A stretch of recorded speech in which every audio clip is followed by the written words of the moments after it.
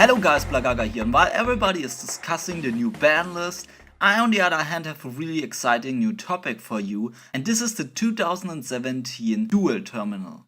And the best thing in my opinion about the Duel Terminal is that we get probably like 5 to 6 new archetypes which are really good and can compete in the meta game. Especially after a really stale and boring meta game where like 2 archetypes rule the entire format, Paleozoic and Zodiac, this could be really refreshing for the entire game. Also, all archetypes on the Duel Terminal get support in multiple booster sets, which is not that common for archetypes in Yu-Gi-Oh! Right now, and I really like this, that you can support an archetype over a longer period of time and still keep it competitive. Now, finally, to get to the topic of this video, I think we already got an archetype from the Duel Terminal, and not only that, we also got a ton of information about the lore from the Duel Terminal 2017 and can draw a lot of conclusions about upcoming support for this archetype and even for other archetypes. And the archetype I'm talking about are the Star Grails. As you can see, all of these 3 monsters that have, by the way, amazing artwork are normal monsters. And because they are all normal monsters, they have card descriptions about the Duel Terminal lore. So I'm gonna read them to you and then we can draw multiple conclusions. The first one is called Star Grail Bearing Princess, a level 2 water spellcaster type monster with the following description. A priestess who offers requiem prayers for the celestial deity of the planet. The stuff that she obtained is a ritual tool handed down to generations, used to guard the people of the forest from the rule of the Mechanites by converting energy into barriers. 2. She hides a mystical power within herself, linking her to the forest guardian dragon. She is usually a kind girl who treasures her childhood friend and older brother. The second one is Star Grail's Chosen, a level 3 psychic type fire monster, and he's probably the childhood friend of the priestess. An honest youth who has equipped himself with the remains of monstrosities.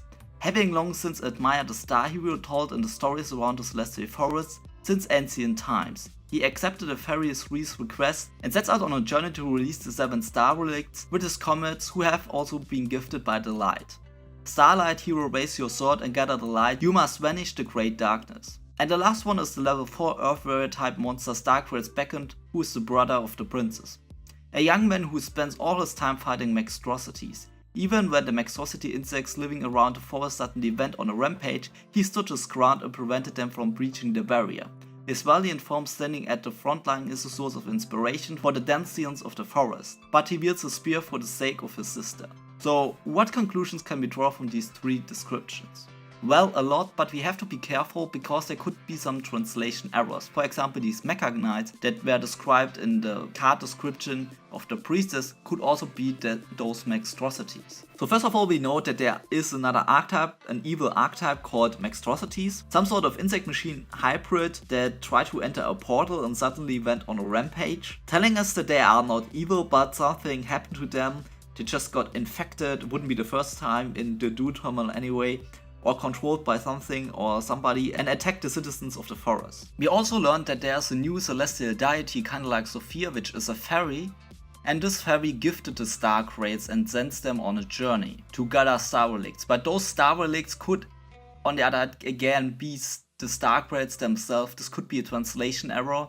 This actually happened with 1 card, so I'm pretty sure that these star relicts are actually just another word for Star Grails. And we also know that the Star Grails are protecting the forest, and it's likely they are also the inhabitants of the forest themselves, or maybe there's another archetype which lives in the forest, kind of like the Naturia or the ritual beasts, and they are allies with that archetype. We also learned about a dragon, which is most likely the boss monster of the Star Grails, which was mentioned in the description of the priestess. And maybe, just maybe, the head of the dragon could be in the background picture of the priestess. But this is just speculation, but I could definitely be wrong about this.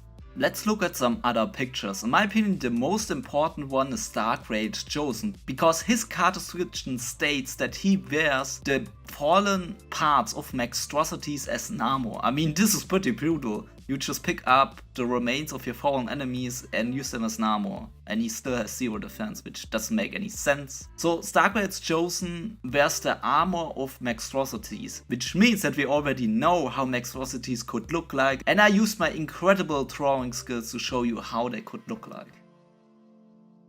Okay, so this could be a picture of a monstrosity, and this archetype could also be in Code of the Duelist. And next up is Stargray's Beckons picture, and here you can see the portal or maybe the city that they live in the background.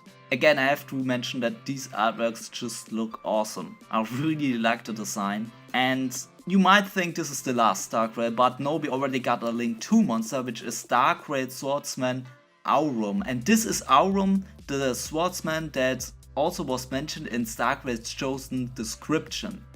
And if you look closely, you can see that both of them are so similar.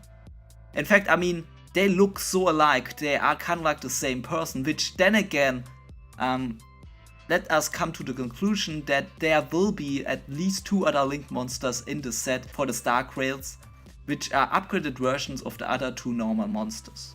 For all of you who don't know what the Stargrail Swordsman actually does, he's a Link 2 and you need 2 Stargrail monsters to summon him. He gains 300 attack for each Stargrail monster with a different name in your graveyard. You can tribute 1 Stargrail monster linked to this card, then target 1 monster in your graveyard, except the tributed monster, special summon it to your field, linked to this card. You can only use this effect of Stargrail Swordsman Aurum once per turn. If this card is sent from the field to the graveyard, you can special summon 1 Stargrail monster from your hand. I think this is a really cool Link monster. I mean, it's pretty easy to summon. You also have the option to reborn non-Stargray monsters, and he can gain a decent attack, at the current point up to 3200, but in the future even higher. So to all of you who think that, by the way, this archetype is only built around normal monsters and it won't be competitive metagame, you have to think about this. All these archetypes from the Duel Terminal that we got in the last years are always very powerful. These guys are the successors of Shaddolls, Yangzing, Satellarknight, Necros, Ritual Beasts, Cleese or Infernoids, and all of those archetypes were really powerful. And I'm really excited for the new Duel Terminal. I think that the monstrosities and even another Duel Terminal archetype will be in Code of the Duelist. So let me know your thoughts in the comments below. I wish you all a nice day. Till next time. Bye.